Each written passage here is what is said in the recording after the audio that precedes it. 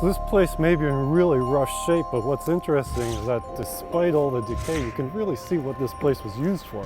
When you're in here, there's a lot of things that aren't exactly safe. There's something exciting about being in these places that nobody gets to go into, and I get to go in because I want to. Some great shots.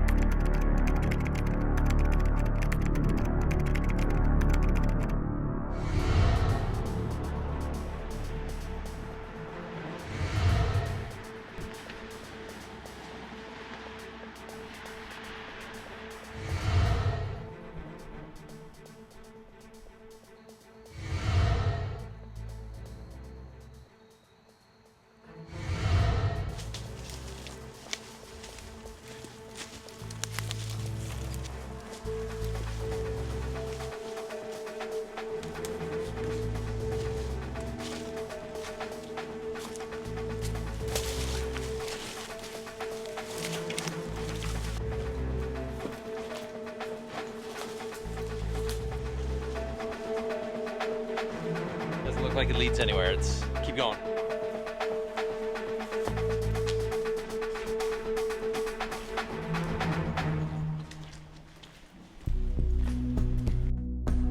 Well, we're inside, guys. The China factory that we're in right now, the company dated back to 1901 and went out of business and was rebought and reorganized a couple times. The company was eventually doing pretty well after World War II when restauranting and hoteling really picked up and there was a huge demand for dinnerware. And that's when this factory really took off.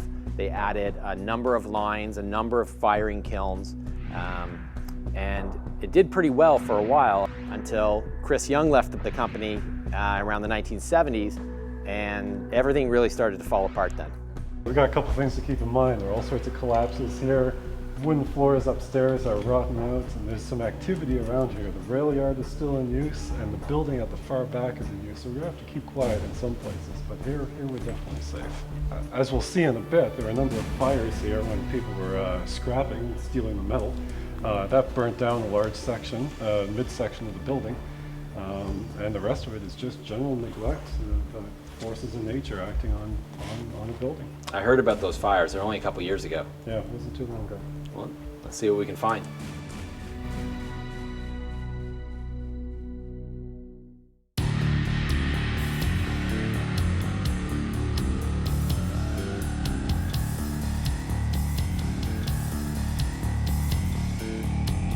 When you're exploring places like this, you can come across large holes in the ground that might not be visible until you fall in. You got to really be careful. It's kind of dangerous.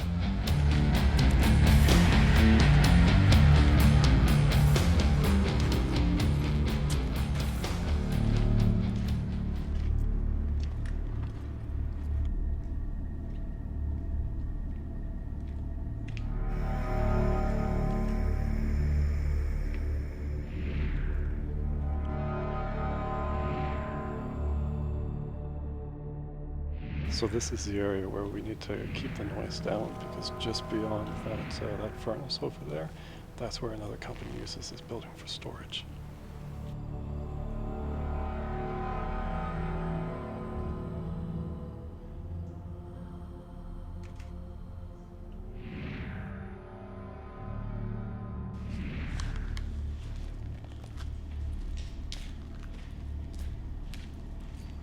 This place may be in really rough shape, but what's interesting is that despite all the decay, you can really see what this place was used for. You can see what I think are drying racks for the china. There's still china in it. Up top, there's racks with more plates. I think those are the masters for all the designs. Lots of bits of tools, a dolly. What looks like an office over there. And just down here, just beyond this room, those are crates full of untouched, unsold, freshly made china plates, cups, and bowls. So as someone with a background in archaeology and history, I love coming to these places and seeing all this evidence of past use, past human occupation, and past production.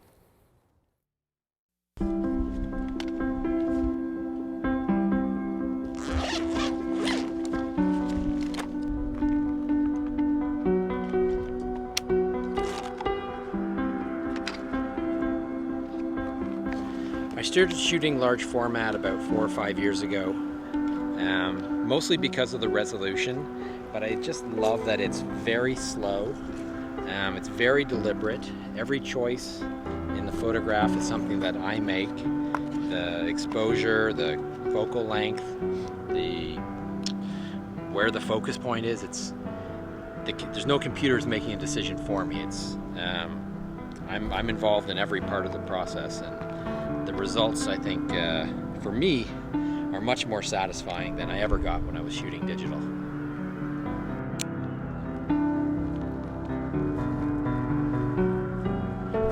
One of the challenges of using a large format camera like this is that you're focusing with an image that's upside down, and you have to get used to composing opposite to the way your eyes see. But in doing so, it allows you to focus your attention on the form and not necessarily the content of the photo, the shapes, the pattern, the relationships between objects in the frame. And for me, the way I shoot, that makes me be a more careful photographer. And I only have 10 sheets of film with me, so I can't just be careless and shoot anything. Because I don't have a digital screen on the back, the only way for me to know if my shot's gonna turn out well, exposure and focus, is to use Polaroid film, and that's what I've loaded here. There's not much left of it around, but you know, sometimes the shot requires it.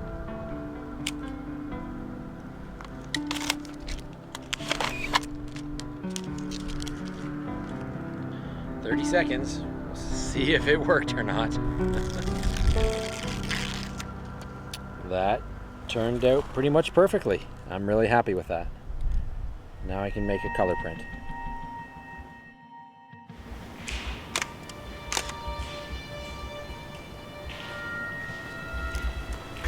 It's funny, you see all the, I guess they're molds or plates, you know, a heap on the floor, and you kind of wonder where they came from, and you look up and you can see that they were all stored in these racks that have collapsed. You got to keep your eyes up and pay attention to where you are, and when you're in here, there's a lot of things that aren't exactly safe. I mean, that's kind of the fun of it. You know, there's a thrill to it. I mean, this isn't somewhere that most people would ever go to, for good reason. People often ask us why we do it, and you do it because of what you get out of it. There's that feeling you get, that thrill, that you know, excitement for going somewhere that other people may not have been, or, you know, obviously we're not the first people to be here, but for a lot of people, seeing this or seeing the photos, it would be their first experience with this sort of a place.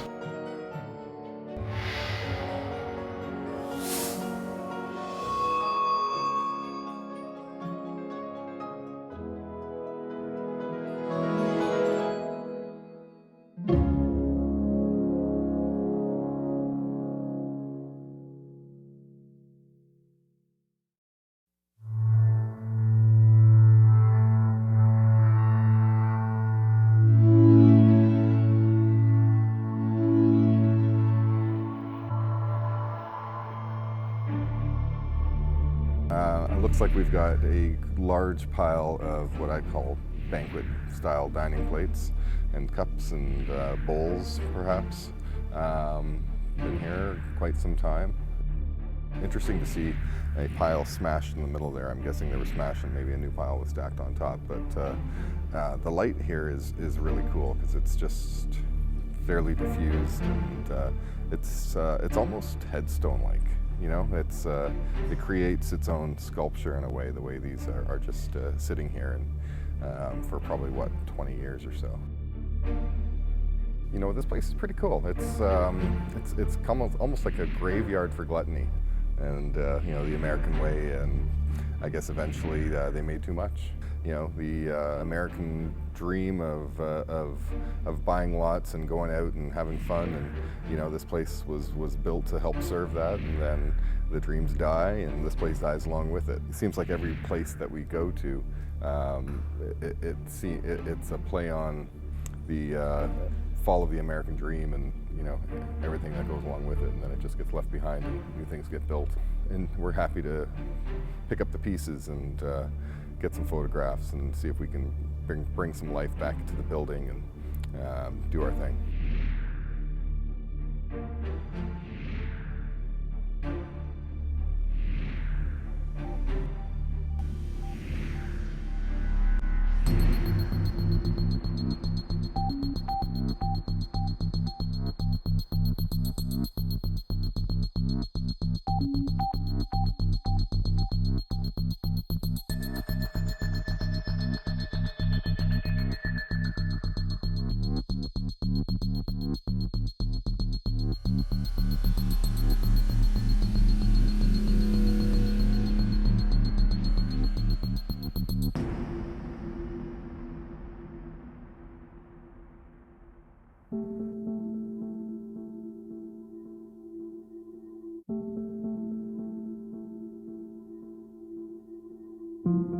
This is pretty amazing. Yeah, and this is one of my favorite rooms. I love these stacks of china. It's almost sculptural. I love it. Pretty cool. Yeah. Let's take a look at what's in these crates. Wow. Do you have any use for tens of thousands of china sets? I'm sure I could come up with something, but not at the moment. They were warehoused here until they were ready to be patterned and glazed and shipped out. Mm-hmm. And by the looks of it, they had a lot of work to do when they closed up. Yeah. We got there, Sean? It's a intact cup and saucer. Nice. Yeah, it's pretty cool. It's still got some tea in it. Take a sip. Take a sip. No.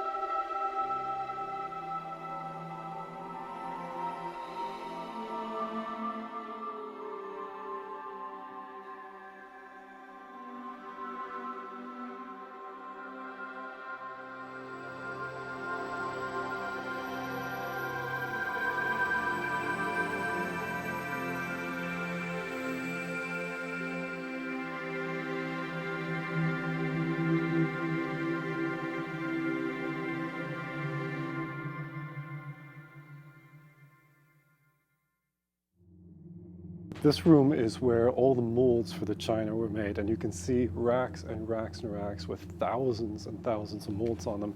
Each one of these represents a unique pattern for a cup, a bowl, a plate. And if we go further back here, we can see the assembly line where those molds were produced.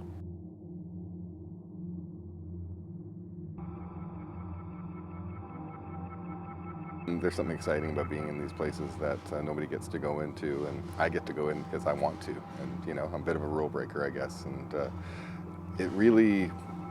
it's all about, for me, once I'm inside, not having anybody bother me. I can do my art. If I could do that in a active building, I'd probably do some of that as well. But in these places, once you're inside, you know, it's yours. It's yours to find the art. You know, the building speaks to me sometimes, and tells me what to do, and I produce, and then I like to share it with the world. We knew that this place closed in around 1991, and we just found an old calendar from that year, and I think that pretty much confirms it.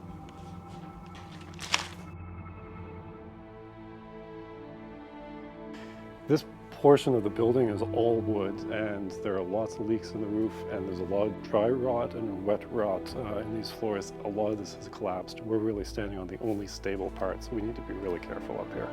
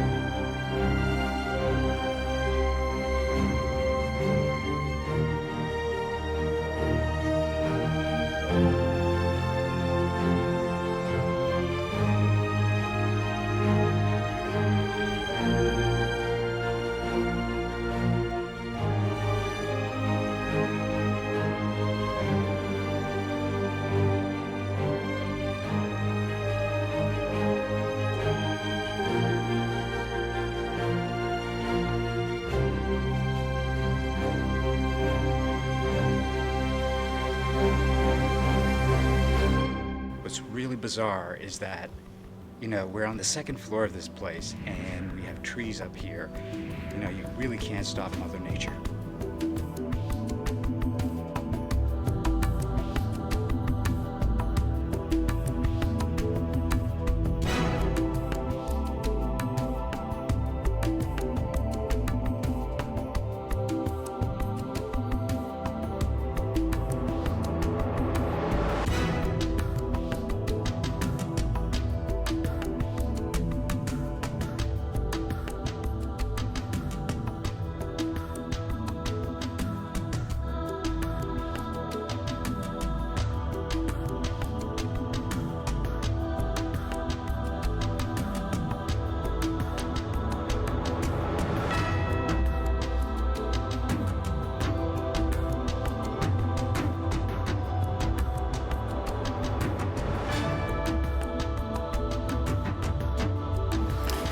Mission accomplished.